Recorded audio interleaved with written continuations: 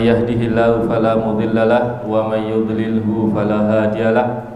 Asyhadu an la ilaha illallah wa asyhadu anna Muhammadan abduhu wa rasuluh alladzi la nabiyya wa la rasula ba'dah. Rabbi zidna ilman nafi'a warzuqna fahma. Rabbi shrah li sadri wa yassir li amri wahlul 'uqdatam min lisani yafqahu qawli. Allahumma anfa'na bima 'allamtana wa 'allimna ma yanfa'una wa zidna ilma. Para ikhwani rahimani wa rahimakumullah, alhamdulillah di malam hari ini kita bertemu kembali dalam rangka mengkaji ilmu-ilmu Allah Subhanahu wa taala agar supaya meningkatkan kualitas iman kita, takwa kita, serta meningkatkan diri kita sebagai seorang orang tua yang ideal dan juga menjadi seorang contoh yang ideal untuk anak-anak kita dan anak-anak didik kita. Semoga Allah Subhanahu wa taala memberkahi pertemuan kita pada malam hari ini dengan memahamkan kita terhadap ilmu-ilmu yang akan kita dapatkan nanti. Amin ya rabbal alamin. Salawat dan salam kita aturkan kepada Nabi kita Muhammadin sallallahu alaihi wasallam. Ikhwani fiddin rahimani wa rahimakumullah. Alhamdulillah kemarin kita sudah sampai di halaman 3 dari kitab Wasayil Aba lil Abna. Di halaman 3 yaitu di pelajaran pertama, nasihatul ustadi litilmidihi. Nasihat orang tua atau nasihat seorang guru kepada murid-muridnya. Kemarin kita sudah sampaikan bahwa di halaman 3 itu nasihat guru kepada muridnya atau nasihat orang tua yang memposisikan dirinya sebagai seorang guru, maka nasihat-nasihatnya adalah bahwa Allah Subhanahu wa taala memerintahkan kepada kita, kepada anak-anak kita untuk menghiasi dengan akhlak yang indah, menghiasi dengan hati yang terhiasi dengan kelembutan, mencintai anak-anak yang lemah, mencintai anak-anak yang fakir miskin, suka memaafkan, suka mengampuni, tidak meremehkan di dalam sholat, tidak menunda-nunda ibadah. Begitu juga diperintahkan untuk memperhatikan nasihat guru dan orang tua. Ini adalah nasihat-nasihat untuk anak-anak kita. Dan kita akan lanjutkan di halaman yang keempat, ya. Halaman yang keempat masih di pelajaran pertama.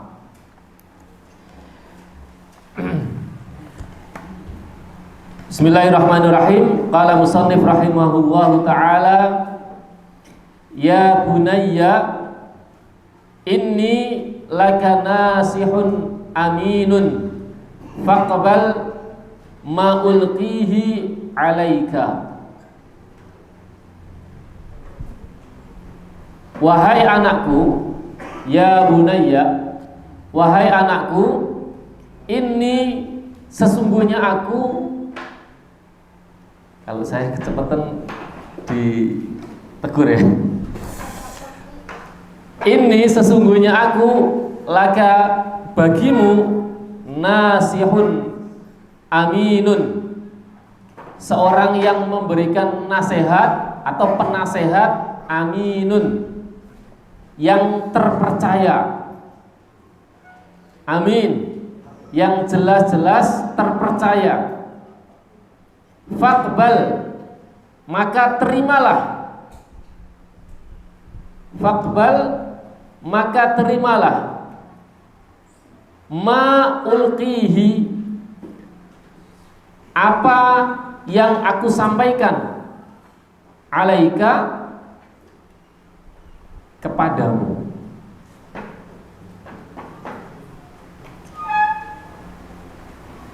Saya ulangi, Inni laka nasihun, sesungguhnya aku laka bagimu nasihun, seorang penasehat, aminun, yang terpercaya, faqbal, maka terimalah, ma ulqihi, apa yang aku sampaikan, alaika, kepadamu, minan nasaihi, dari nasihat-nasihat, wa'mal bihi, dan lakukanlah nasihat-nasihat itu fi huduri, pada waktu kehadiranku, wa bainaka, dan pada waktu bersamamu, wa baina ikhwanika, dan di antara teman-temanmu, wa bainaka wa baina nafsika, dan antara dirimu dan antara dirimu sendiri. Saya ulangi, minan nasaihi, dari nasihat-nasihat, wa'mal, dan lakukanlah, bihi, nasihat-nasihat itu, fi huduri, di saat aku ada, juga boleh begitu, atau di saat kehadiranku, di saat aku bersamamu, wa bainaka wa baina ikhwanika, dan di saat kamu bersama teman-temanmu, wa bainaka wa baina nafsika, dan di saat kamu sendirian, dan di saat kamu sendirian. Ini saya jelaskan dulu ya. Jadi ikhwani fiddin rahimani wa rahimakumullah, seorang guru, beliau harus menasihatkan kepada anak-anak didiknya. Orang tua juga begitu. Dan nasihat guru atau nasihat orang tua haruslah diterima oleh seorang anak. Kenapa harus diterima? Karena dia terpercaya. Terpercaya apanya? Terpercaya jelas menghendaki sebuah kebaikan kepada anaknya. Tidak mungkin ada orang tua itu, atau tidak mungkin ada guru yang menasihatkan kepada anaknya terus ya menginginkan nasihatnya itu isinya adalah sebuah kejahatan. Nggak mungkin ada. Nah, kamu hari ini harus nyolong, wis to, nggone konangan tak lindungi. Nggak ada, kecuali ya orang tua yang bejat. Ya, ada, tapi memang orang tua yang rusak. Tapi kalau kita berbicara tentang orang tua atau guru pada umumnya, maka guru itu pasti menginginkan kebaikan untuk anak-anak didiknya. Oleh karena itu nasihatnya mesti baik. Maka terimalah wahai anakku apa yang akan aku nasihatkan kepadamu dari nasihat-nasihat. Tidak hanya sekedar menerima, tapi juga wa'mal bihi fi huduri. Hendaklah seorang anak itu kita motivasi ya untuk diamalkan. Nasihat kita itu kita kontrol dia mengamalkan nasihat kita atau enggak. Karena nasihat kita itu harus diamalkan oleh anak. Harus diamalkan oleh anak. Di saat kapan? Di saat ada guru, atau dia bersama seorang guru, atau bersama seorang orang tua, itu harus diamalkan.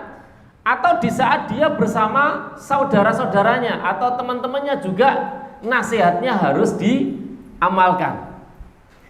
Jadi tidak hanya sekedar nasihat kemudian tidak dikontrol, tapi harus diamalkan di saat dia bersama guru dan bersama saudara-saudaranya.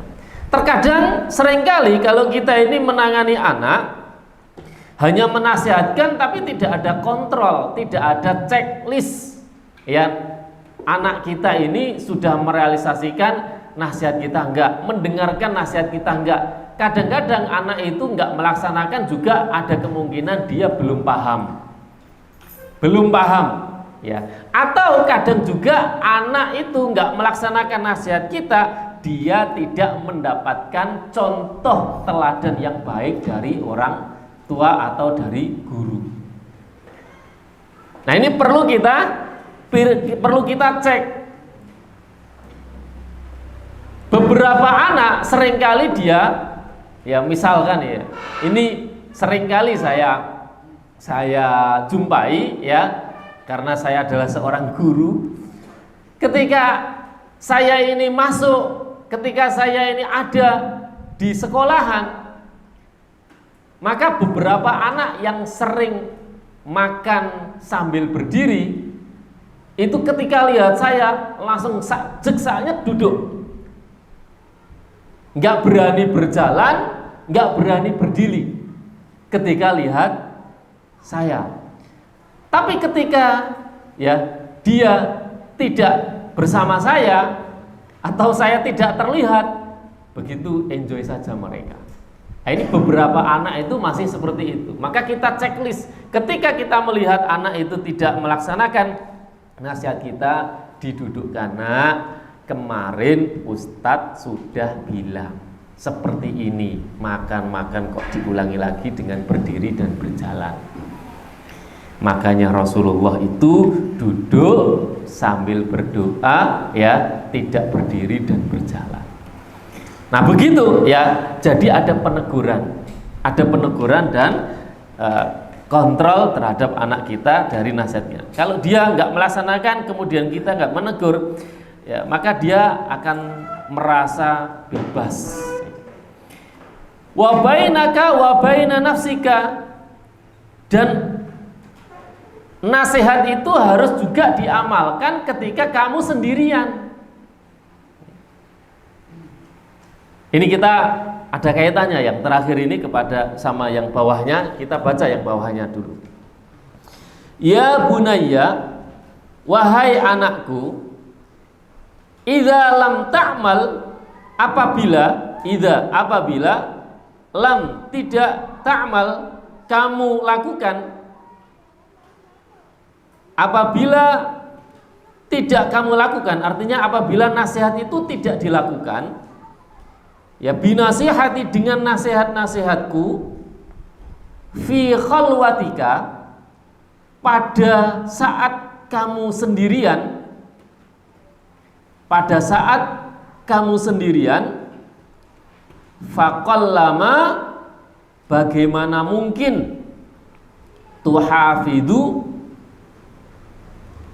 kamu bisa menjaga, alaiha wa baina ikhwanika, bagaimana mungkin kamu bisa melaksanakan atau menjaga amalan-amalan kamu di antara teman-temanmu, di antara saudara-saudaramu. Jadi ikhwani fiddin rahimani wa rahimakumullah, menanamkan kepada anak bahwa mengamalkan ilmu, mengamalkan nasihat, itu bagaimana anak bisa mengamalkan nasihat kita di saat dia sendiri. Di saat dia sendiri. Kalau dia bisa melaksanakan nasihat kita di dalam kesendiriannya, maka ya bersama teman-temannya atau bersama orang lain, dia akan bisa lebih mengamalkan.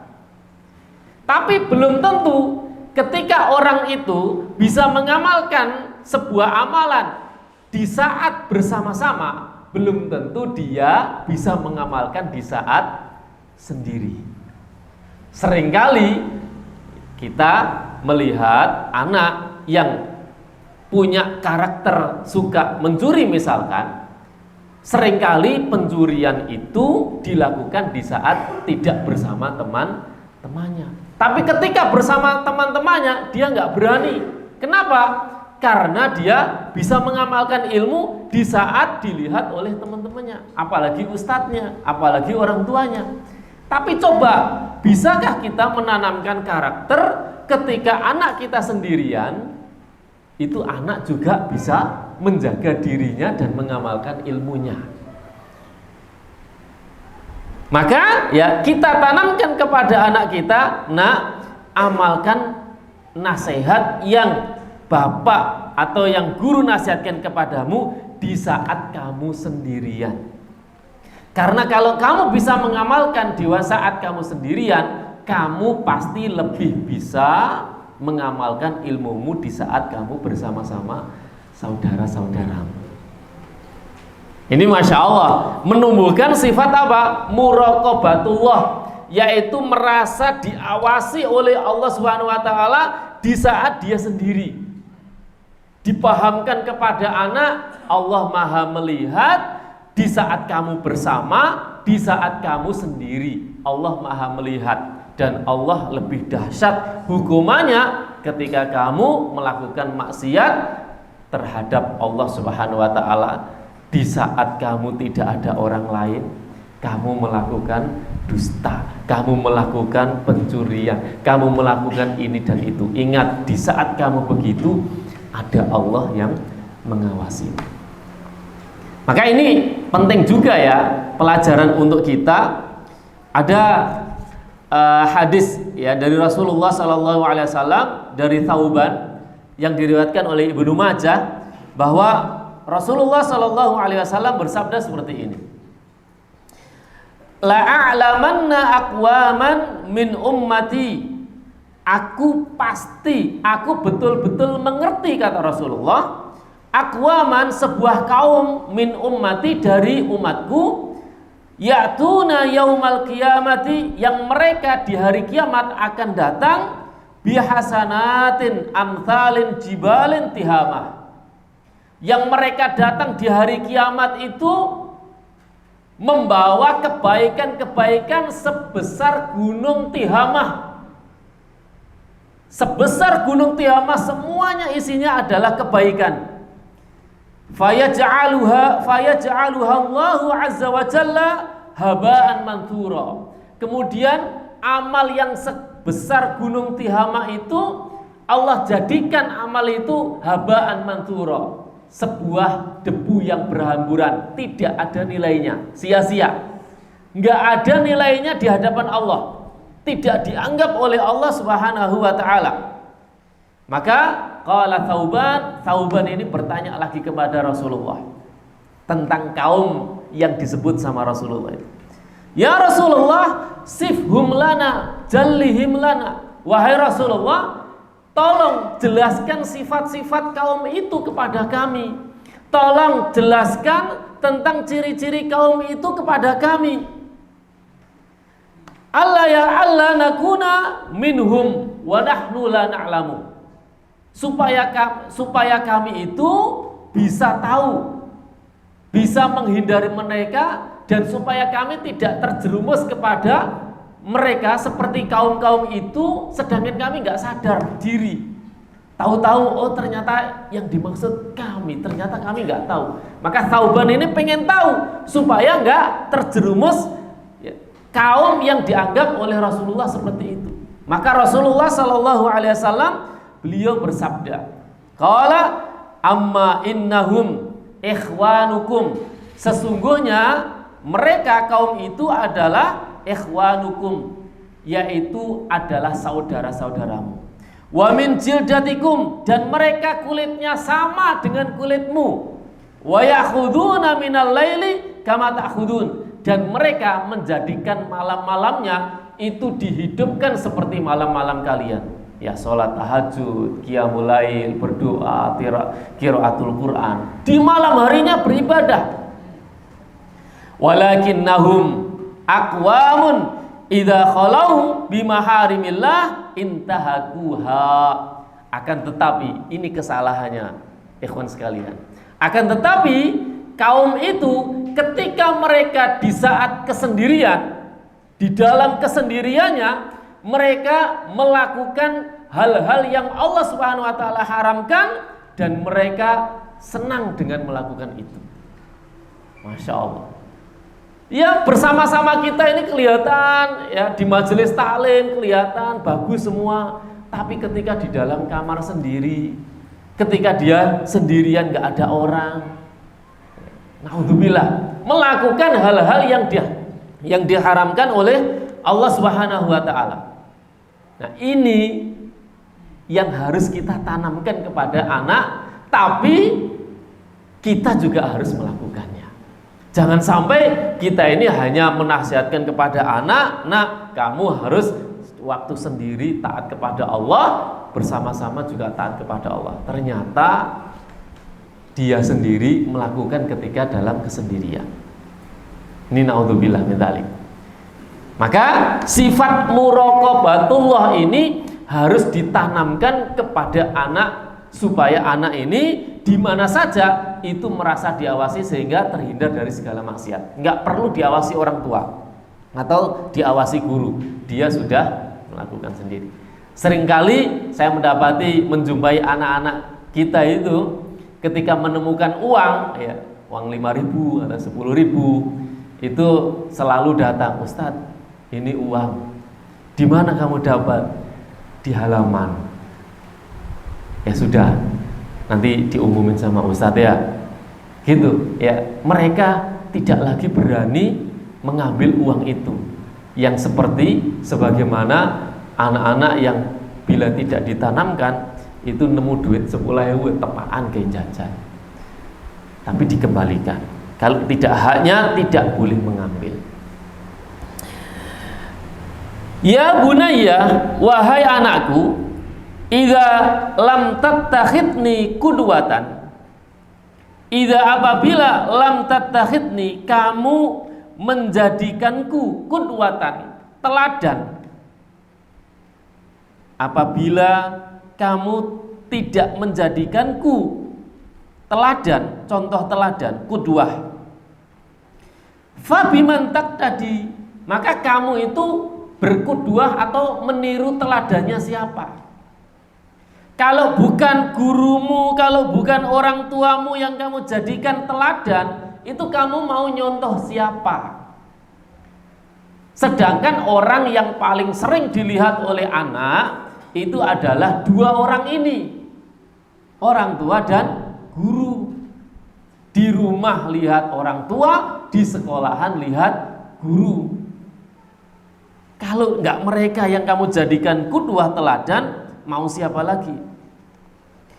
Wa alama tujhidu nafsaka fil julusi amami. Apalah artinya? Wa alama, apalah artinya?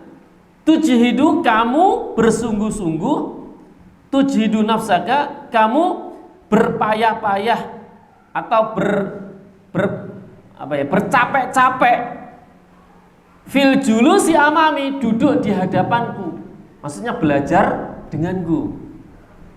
Jadi kalau seorang anak itu enggak menjadikan gurunya teladan yang baik, maka ngapain belajar sama dia? Ngapain belajar sama guru itu? Wong gurunya itu tidak dijadikan sebagai teladan.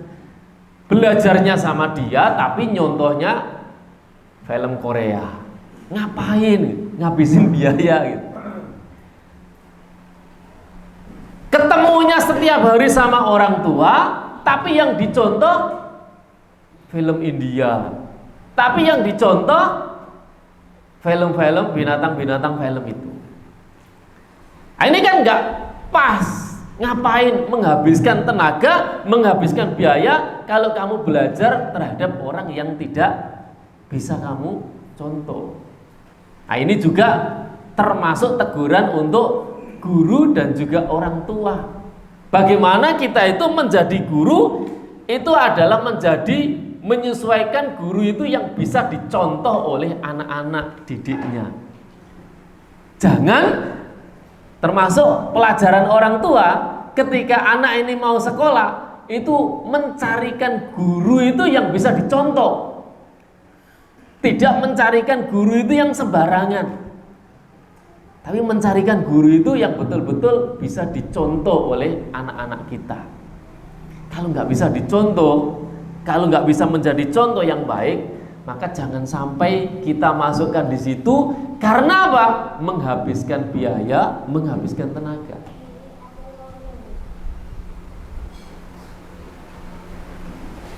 Ya bunayya, wahai anakku, innal ustadzu la yuhibbu min talamidhihi illa salihah al muaddabah. Sesungguhnya seorang guru itu la yuhibbu, tidaklah menginginkan atau tidaklah mencintai, tidak menginginkan min talamidhihi, dari murid-muridnya, illa salihah, kecuali kebaikan al muaddabah, yang diajarkan. Nggak ada orang tua dan guru itu menginginkan keburukan. Dia hanya ingin ya apa yang diberikan kepada anak didiknya itu adalah sebuah kebaikan. Makanya harus dijadikan qudwah. Nggak mungkin guru itu nyontoni sing elek. Nggak mungkin guru itu menyontoni sing baik. Fahal yasurruka, maka apakah membuatmu senang, membuatmu bahagia? Apakah kamu senang gitu? Apakah kamu senang ayyakuna ustaduka, kalau gurumu itu menjadi ayyakuna ustaduka wa murabbika, kalau gurumu dan pendidikmu, murabbi itu pendidik. Kalau gurumu dan pendidikmu itu menjadi ghaira radin, tidak ridho. Tidak ridho. Nggak mungkin seorang guru, orang tua menginginkan sesuatu yang tidak dia ridhoi untuk anaknya. Nggak mungkin. Pasti yang dia inginkan adalah sebuah keridhaan untuk anak-anaknya. Ghaira radin anka wala tami'an fi salahika, dan tidak menghendaki fi salahika pada kebaikanmu. Kira-kira nak sampean seneng toh gak nek gurumu iku nek sampean iki bodoh, kira-kira gurumu ridho enggak? Pasti enggak ridho. Nek sampean itu enggak bisa memahami materi atau akhlaknya buruk, kira-kira gurumu ridho enggak? Atau orang tuamu ridho enggak? Pasti enggak ridho. Apakah kamu senang seperti itu? Pasti enggak senang kan? Nah, anak harus disadarkan seperti itu. Ya bunayya, wahai anakku, ini sesungguhnya aku uhibbu lakal khaira, aku mencintai laka bagimu al khaira, kebaikan. Sesungguhnya aku mencintai bagimu kebaikan. Fasa'idni, maka bantulah aku ala atas isolil khairi, mewujudkan atau menyampaikan, boleh juga menyalurkan al khairi, kebaikan, ilaika, kepadamu.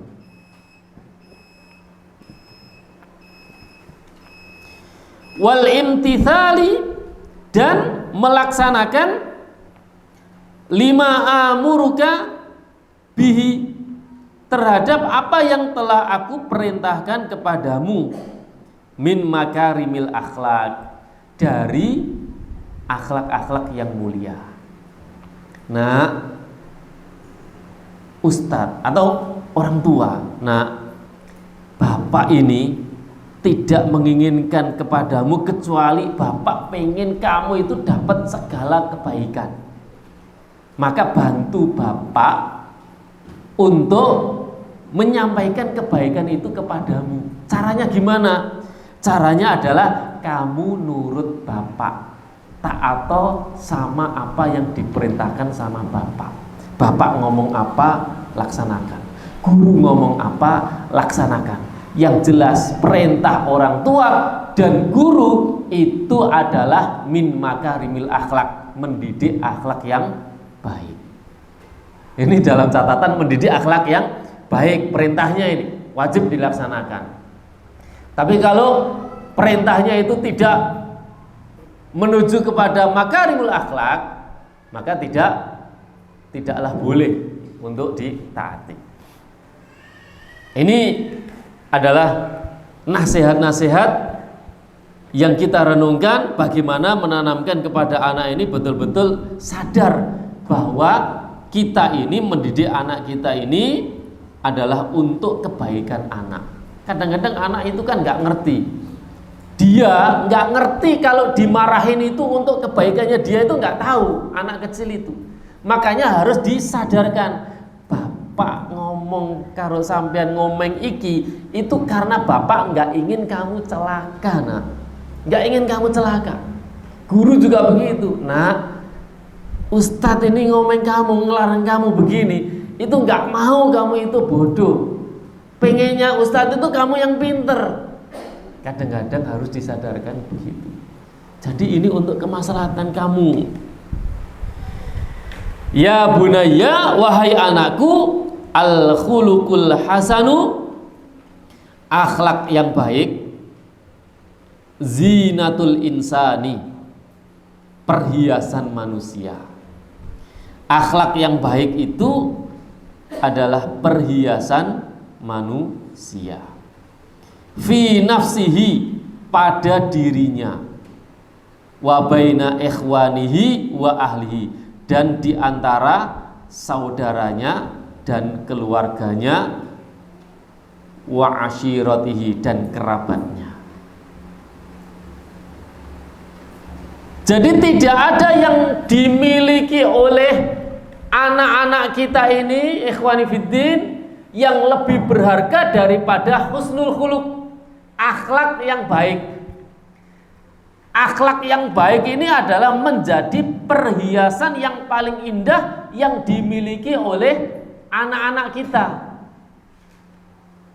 Maka betapa banyak orang yang dia memiliki anak jauh lebih tampan, jauh lebih kaya, tapi kalau akhlaknya buruk, begitu sering orang tuanya ini curhat dalam keterpurukan dan kesengsaraan yang diakibatkan oleh anaknya. Ya penggawean lancar, mergawe penak, tapi nek mulai ketemu anakku wis ngeluh dasku, ngeluh sirahku, perkara akhlaknya yang buruk. Makanya perhiasan anak itu yang paling indah adalah akhlaknya dia yang paling baik. Dengan dirinya baik, dengan saudara-saudaranya baik, dengan keluarga dan kerabat sanaknya itu baik semua. Semuanya baik. Fakun hasanal khuluqi, maka jadilah anak yang punya husnul khuluq, akhlak yang baik. Kalau kamu punya akhlak yang baik, apa yang akan kamu dapat? Yahtarimkan nasu wa yuhibbuka. Yahtarimkan nasu wa yuhibbuka. Manusia akan menghormatimu dan akan mencintaimu. Maka inilah senjata yang paling ampuh yang dilakukan oleh Nabi ketika beliau itu berdakwah. Allah utus kepada kaum yang paling kufur, kentalnya kekafiran itu sampai mengakar, yaitu di bumi Arab yang paling susah untuk dirubah keyakinannya. Tapi itu bisa berubah dengan dicerahkan akhlak Rasulullah yang mulia. Sampai-sampai dipuji oleh Allah Subhanahu wa taala di dalam Al-Qur'an, ya wa innaka la'ala khuluqin adzim. Dan sesungguhnya engkau wahai Muhammad betul-betul berada di atas akhlak yang paling agung, yang paling mulia. Dan begitu juga hadisnya, innama bu'aitsu liutammima makarimal akhlak. Sesungguhnya aku diutus oleh Allah tidak lain hanya untuk menyempurnakan akhlak. Maka akhlak ini ya menjadi senjata yang ampuh untuk anak-anak kita ini dan untuk kita juga, supaya dihormati oleh orang dan dicintai oleh orang. Maka terkadang ilmu itu bisa dimiliki oleh seseorang, tapi ketika orang itu yang berilmu itu tidak memiliki akhlak, maka masihkah dia itu dihormati dan dicintai oleh orang? Jelas tidak.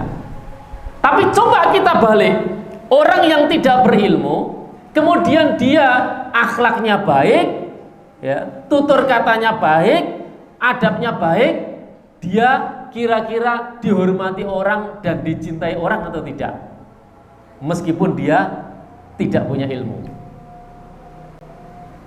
Itulah kenapa akhlak itu harus dikedepankan daripada ilmu.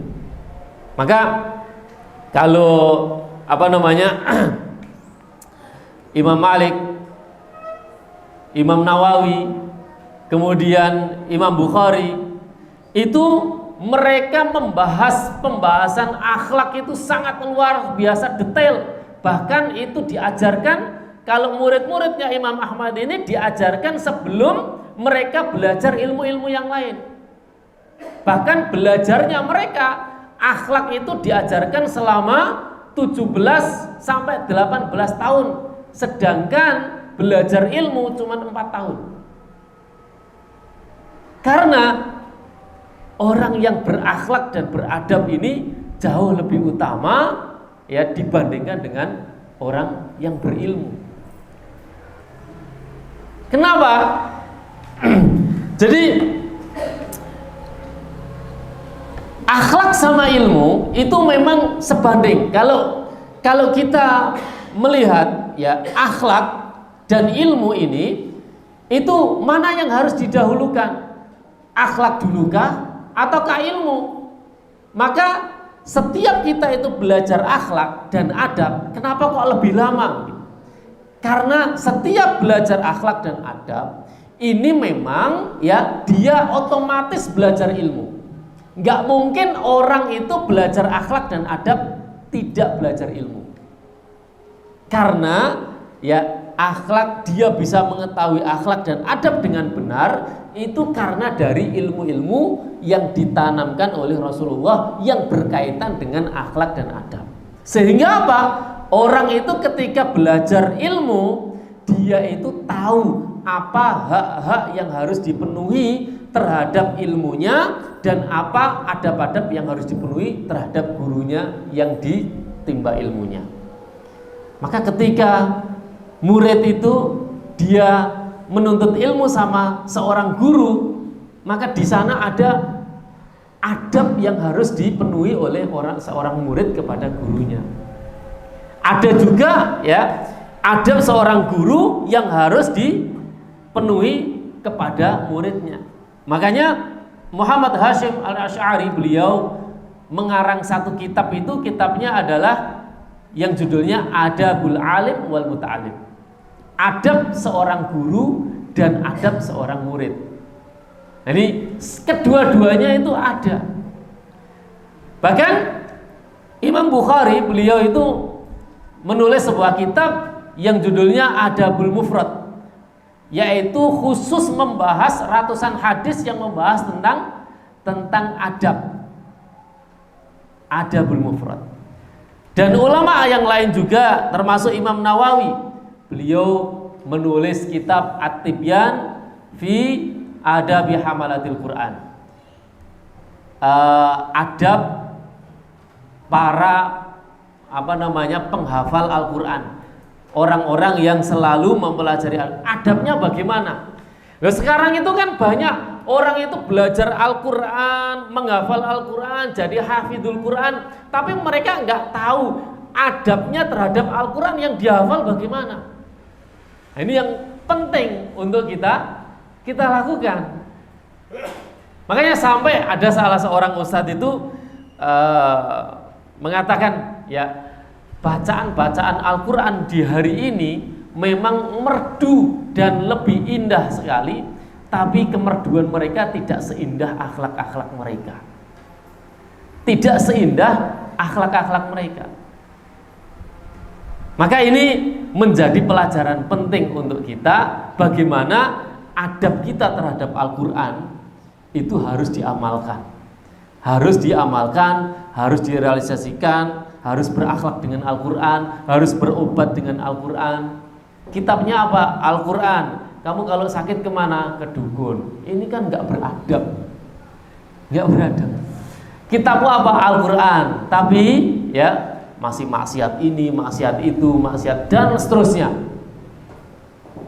Nah, ini penting. Termasuk adab kita ketika belajar, bagaimana cara meletakkan kitabnya ketika setelah selesai belajar, adab terhadap gurunya, adab sesama muta'alim, adab terhadap ilmu yang sudah didapat seperti apa. Makanya ini juga bisa ya, nasihat ini juga mengena kepada kita ya. Ketika kita itu mempunyai ilmu, mendapatkan ilmu-ilmu yang baru itu, kalau kita nggak praktekkan di rumah, ya ngapain duduk-duduk lama di sini, mengorbankan waktu, tenaga, berangkat dari rumah sampai sini, dapat ilmu, tidak dilaksanakan. Maka ini adab kita terhadap ilmu, maka kita harus melaksanakan ilmu tersebut. Nah, itu ikhwanis fiddin rahimani wa rahimakumullah. Pernah suatu saat ya, saya tutup dengan cerita, barangkali nanti juga ada pertanyaan boleh. Ini tentang adab orang tua yang dia dengan guru yang mengajari anaknya. Ini kisah ini bisa dicari di dalam kitab Ta'lim Muta'alim. Bisa dicari di situ. Saya baca di situ. Namanya Syekh Abdul Qadir. Beliau ini adalah syekh besar di zamannya pada waktu itu. Punya murid. Muridnya ini berbagai macam murid. Ada murid dari orang kaya, kumpul juga di situ. Ada orang yang sedang ekonominya, ada orang yang miskin, ya ada yang miskin banget. Bermacam-macam, anaknya pejabat juga di situ, macam-macam. Tanpa diskriminasi, Syekh Abdul Qadir ini beliau memperlakukan semua murid itu sama. Dan Syekh Abdul Qadir ini betul-betul mendahulukan adab ya dibandingkan dengan ilmu. Lebih menghargai orang yang beradab daripada orang yang berilmu. Maka anak-anaknya, murid-muridnya ini, mereka karena sudah diajarin sama Syekh Abdul Qadir ini adab yang bagus, maka anak-anaknya ini tahu setiap apa yang datang dari gurunya itu dicari keberkahannya. Maka pernah suatu saat Syekh Abdul Qadir ini makan. Ketika makan itu Syekh Abdul Qadir ini tahu kalau biasanya makan itu anak-anaknya, murid-muridnya itu pada nungguin sisa makanannya Syekh Abdul Qadir, sehingga beliau tidak menghabiskan seluruhnya dengan bersih. Nah, selesai Syekh Abdul Qadir ini selesai makan, maka murid-muridnya pada datang dan kemudian mengambil sisa-sisa makanannya Syekh Abdul Qadir itu dimakan. Kenapa? Mencari keberkahannya. Mencari keberkahan itu diambilin. Lah, kok dilalai setelah kejadian itu, maksudnya pas kejadian itu datang wali murid yang wali muridnya menengah ke bawah, orang miskin lah, datang melihat itu. Pas melihat itu, akhirnya orang tua ini merasa sangat iba gitu ya. Aku nyekalah no anakku ning kene iku kanggo belajar, ora kanggo dijadikan babu, dijadikan seperti kucing, dikai panganan sisa gitu. Akhirnya orang tua ini laporan ke orang tua yang lain, wali murid yang lain, lapor, memprovokasi. Anaknya awak dhewe iki kayak mangan siso ngene gitu. Akhirnya ngandakno sing wali murid sing gede, duwe punya kedudukan yang tinggi, sugih lagi gitu. Maka kemudian datang kemudian menanyakan, "Syekh, saya mendengar berita ini dan itu. Saya membawa anak saya ke sini untuk mengambil ilmu darimu, bukan dijadikan seperti ini, pembantu, babu dan lain sebagainya." Maka apa jawab Syekh Abdul Qadir? Dia bilang, "Ya sudah, kalau begitu ambil saja anakmu." Akhirnya anaknya diambil, dibawa pulang. Di perjalanan pulang itu anaknya ditanya, "Nah, apa yang kamu dapatkan di sana? Coba bapak mau tanya tentang hukum-hukum." Ditanya hukum ini, hukum itu, hukum ini, hukum itu, semuanya dijawab dengan detail oleh anaknya itu. Semuanya dijawab dengan detail, semuanya bisa menjawab. Maka kemudian langsung berhenti, putar balik itu orang tua. "Loh, kamu kok pinter ngene? Gak jadi pulang. Engko ning omah tambah aku gak iso ngajari." Akhirnya putar balik ke pondoknya tadi itu, kemudian ngomong, "Syekh, aku gak jadi ngambil anak saya. Saya mohon terima kembali anak saya ya untuk belajar sama jenengan. Dia ternyata bisa menjawab semua pertanyaan." Maka kata Syekh Abdul Qadir, dia mengatakan, "Wahai Bapak, Allah Subhanahu wa taala telah menutup hatinya dan mencabut keberkahan ilmu yang ada pada dirinya. Saya nggak nerima. Sudah nggak mau diterima lagi sama Syekh Abdul Qadir, suruh bawa pulang." Kenapa? Karena bapaknya tidak beradab sama gurunya. Ini diantara keberkahan adab, ya, adab yang harus kita perhatikan kepada orang yang telah mendidik kepada anak-anak kita, dan juga keberkahan ilmu anak kita itu ada pada keridhaan daripada ilmu yang orang yang mengajari ilmu kepada anak-anak kita. Ini sekedar cerita, bukan untuk apa-apa, tapi ini sekedar cerita yang pernah saya baca ketika kami belajar kitab Ta'lim Muta'alim bersama anak-anak, dan itu sangat menyentuh hati saya, ya, dan untuk kita semua. Wallahu a'lam bishawab. Sampai di sini dulu, kita belum bisa menghabiskan, masih 2 paragraf. Barangkali ada pertanyaan, monggo. Waalaikumsalam. Ustaz tadi menerangkan tentang hadis Rasulullah bahwa pada hari kiamat itu ada orang laki-laki yang mengamalkan, yang punya amal soleh banyak, tapi sia-sia. Bukan laki-laki, tapi seseorang gitu ya. Tapi sayangnya itu dia itu melakukan suatu perbuatan yang sendiri. Nah, insya Allah itu soal. Ya, insya Allah. Nah, saya minta penjelasan. Dalam firman Allah itu kan dijelaskan, ulama yang mal di sekolah darafin, ulama yang mal di sekolah darafin. Siapa yang melakukan kebaikan seberat biji jarok, maka akan peringatan, akan dinilai. Dan siapa yang melakukan keburukan seberat biji jarok pun akan dibanyakan dinilai. Saya ingin penjelasan tentang hadis yang sahih itu dengan ayat ini, gimana Pak? Yang bahwa kalau hadis itu, kalau kita rujuk hadis itu, seolah-olah amal yang baik, amal yang sudah dilakukan, apa bisa dihapus dengan kesalahan, hanya kesalahan. Ini yang pertama. Kemudian bagaimana menghubungkan dengan ayat tadi, baik dan buruk itu kan bicara oleh orang. Itu menunjukkan bahwa apik dan elek itu nanti ada nilainya. Kok hadisnya menerangkan gara-gara melakukan suatu kesalahan, amal yang soleh sia-sia. Itu seolah-olah kejelekan itu bisa menembus. kebaikan. Nah itu untuk menghubungkan antara hadis itu dengan ayat itu gimana? Baik, jazakumullah khairan.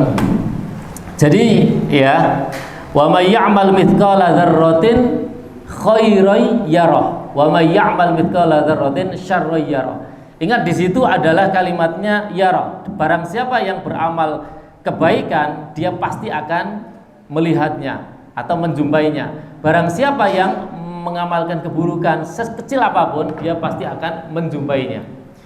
Ini tidak bertentangan sama sekali dengan hadis tadi. Karena sifatnya itu setiap amal kita itu maksudnya akan dimintai pertanggungjawaban. Setitik amal sedikit pun itu akan dimintai pertanggungjawaban. Dan amal-amal itu semuanya itu pasti akan dijumpai oleh setiap manusia. Hanya saja ya, amal itu ada yang mardudun dan ada yang makbulun. Ada yang ditolak dan ada yang diterima. Kalau amal itu ya adalah amal makbul, di samping dia menjumpai dan melihat, dia juga mendapatkan pahalanya. Tapi ketika amal itu mardud, ditolak, nggak dapat pahala, dia menjumpai, tapi ini termasuk daripada azab Allah ya, azab Allah Subhanahu wa taala bagi orang-orang yang amal tidak ikhlas, tidak mengikuti cara Rasul. Itu dia melihat amal solehnya, bahwa ono amalan apalah begitu, tapi nggak diterima sama Allah. Itu melihat amalnya banyak, tapi nggak bisa dapat pahala. Ini termasuk azab. Termasuk azab. Dia melihat, tapi tidak bisa mendapatkan pahalanya sama sekali. Nah itulah maksud ya daripada habaan manthura tadi. Banyak amalannya sampai segunung Tihama tadi itu, tapi dia tidak bisa mendapatkan pahala yang dia lakukan. Begitupun tidak hanya segunung Tihama ya, sekecil biji dzarrah sekalipun itu mesti ada balasannya, baik itu perbuatan buruk maupun perbuatan kecil. Maka kullukum ra'in wa kullukum mas'ulun an ra'iyatih. Sampai pada ayat surat At-Takatsur, Rasulullah mengatakan tsumma latus'alunna yauma idzin anin na'im. Setiap nikmat itu akan dimintai Allah pertanggungjawaban. Nikmat kecil, nikmat besar itu ada resiko pertanggungjawabannya. Nah, tinggal kita ya, makanya kembali kepada kalau syarat diterimanya ibadah itu kan ada dua ya. Satu adalah ikhlas dan yang kedua adalah ittiba Rasul atau mengikuti sunnah Rasul. Nah, dua inilah yang harus kita pegang teguh supaya amal kita itu selain kita melihat, kita juga bisa meraih pahala tersebut.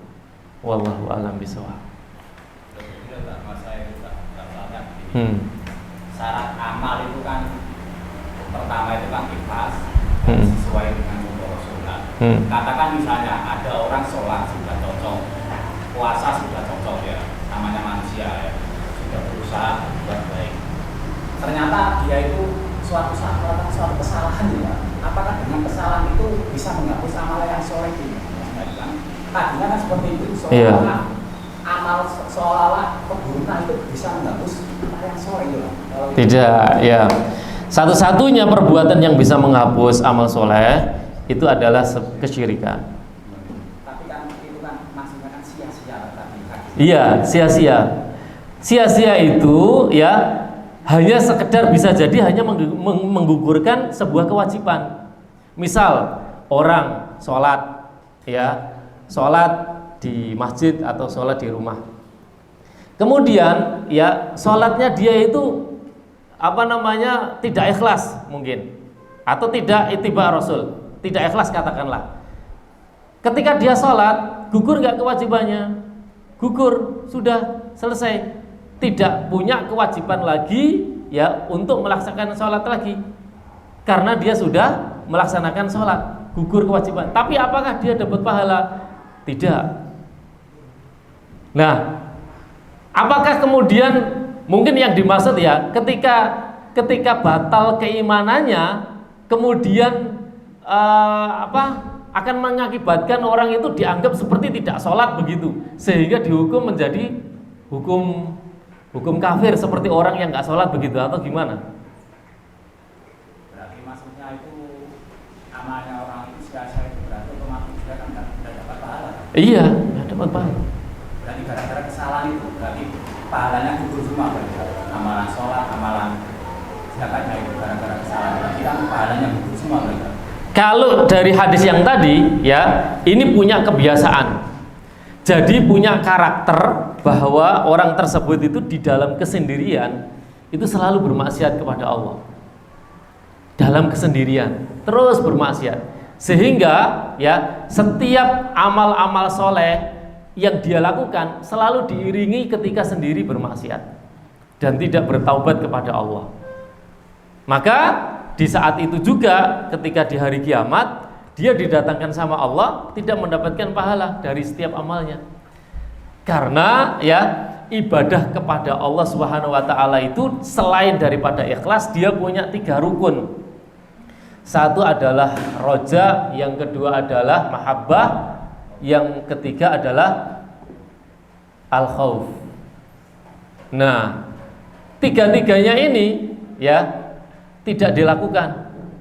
Bagaimana melakukan? Wong dalam kesendirian dia selalu bermaksiat kepada Allah. Ya, takut sama Allah enggak? Enggak takut. Ya. Enggak takut sama Allah. Cinta sama Allah enggak? Enggak.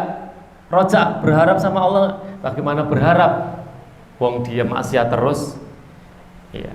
Berharap kepada Allah apanya? Masuk surga, jalannya enggak seperti itu. Dan seterusnya. Wallahu a'lam bishawab ya.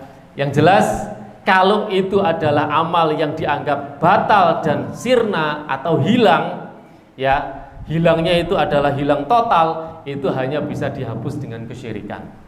Tapi kalau itu adalah hilang pahala, ya, maka itu tadi penyebabnya banyak.